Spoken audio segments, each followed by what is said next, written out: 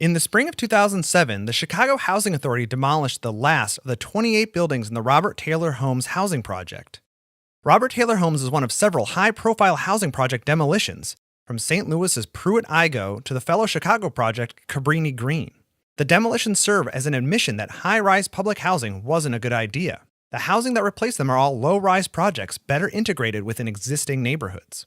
So why did anyone back then think this was a good idea? Why did housing authorities build these high-rise projects in the first place? To understand why these high-rise projects were built, we're going to have to go back in time, all the way back to the Great Depression. This is when the US government really began to get seriously involved with the construction of public housing. Prior to the Great Depression, the private market was against the idea of government competing against them, but the unprecedented economic climate subdued their protests. Now, contrary to what you might think, public housing in this era was not designed to house the poorest of the poor, but instead help the middle class that was now struggling thanks to the Depression.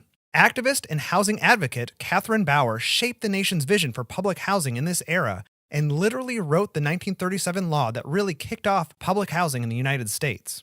She envisioned large-scale projects on the edges of communities. She favored modern architectural techniques but did not favor high-rise projects. This general approach of housing workers in low-rise buildings lasted until the end of World War II. Housing, not just public housing, changed dramatically in the post-war years. Middle-class white families moved to the suburbs in droves, buying single-family homes. They left behind black and immigrant families who could not leave the city, either because they could not afford homes or because white neighborhoods would not tolerate black families moving in. Banks wouldn't loan to minority families, and real estate agents wouldn't show them homes in white communities. White families were allowed to have a home, an asset that increased in value and cemented their place in the middle class. Black families in the city became poorer and poorer, and the federal government was about to make their lives even worse. Harry Truman signed the Housing Act of 1949, which was intended to provide vast amounts of federal funding to cities to eradicate what he called slums, where 5 million American families were living at the time, and build new modern housing. While upgrading the living conditions for millions of Americans may sound like a good idea, in practice it was a disaster. Planners refer to this period of time as urban renewal, but for many poor black urban residents, it was known at the time as Negro removal, as black neighborhoods were demolished, but only some housing was rebuilt, and much of that housing was actually intended for upper-income white residents. The full effects of urban renewal are far-reaching and will certainly be the subject of its own video someday, but here's what's relevant to our discussion of housing projects.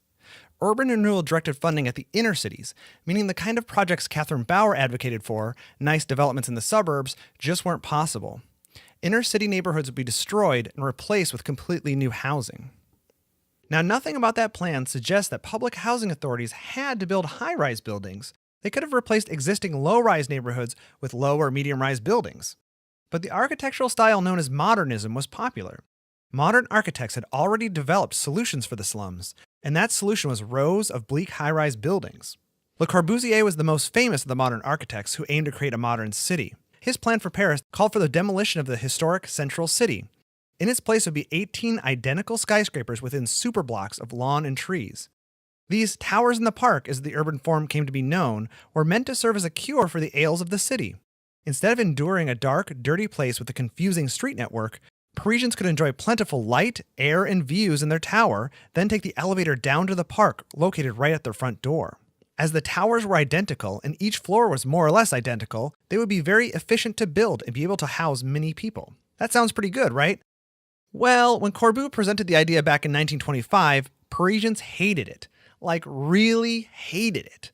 It never came close to being built. But 25 years later, his ideas didn't sound so crazy anymore. Two reasons for this. First, housing advocates wanted to replace old and dilapidated housing with something better, and modern towers were pretty much the opposite of slum conditions at the time. Remember, in the area of Chicago where Robert Taylor Homes was built, many did not have private baths, and a third of housing units were overcrowded. Some of these residents looked forward to the new modern homes with private baths, new appliances, and views. In fact, high-rise towers may have been a good place to live if local governments and housing authorities would have maintained and policed them well enough. And second, modern towers could be built relatively cheaply.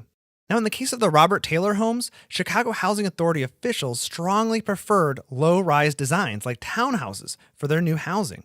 Elizabeth Wood, the progressive director of the CHA at the time, had tried high-rise elevator buildings in the past.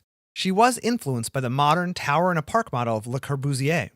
But after criticism from friend Catherine Bauer, Wood admitted that she wasn't comfortable putting people in high rises. They instead experimented with 4-story buildings that were essentially two-story townhouses stacked on top of each other. Unfortunately, federal officials thought those plans were too costly and required Chicago to cut costs and build high-rise buildings.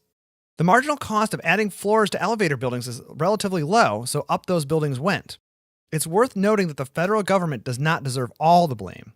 One of the reasons Chicago's plans were so expensive is because the Chicago City Council, responding to the desires of their white constituents, refused to allow any new public housing on the outskirts of Chicago, where white families were moving in droves and land was cheaper. The Progressive Chicago Housing Authority had long advocated for sites in white neighborhoods, but the racism of white residents halted those plans and forced the mostly black residents of Robert Taylor homes into cheaper and worse high-rise buildings. And that brings us back to the wrecking ball. The instincts of the Chicago Housing Authority were right. The towers didn't work. When St. Louis tore down the Pruitt-Igoe project in 1972, an architectural historian called its destruction the day modern architecture died. The federal government entirely rethought its approach to public housing at that point, too. New public housing projects were low-rise, mixed income, and integrated into communities. The federal government also created a voucher program, so families in need can rent homes on the private market. I think it's safe to say the era of the high-rise public housing project is over. Hey everyone, thanks for watching. Just a personal side note, Catherine Bauer and her husband William Worcester co-founded the College of Environmental Design here at UC Berkeley. It's one of the first schools to put architecture, landscape architecture, and city planning under one roof. It's actually this roof right back here. So thank you, Catherine Bauer, for your humane vision for social housing and for my current educational institution.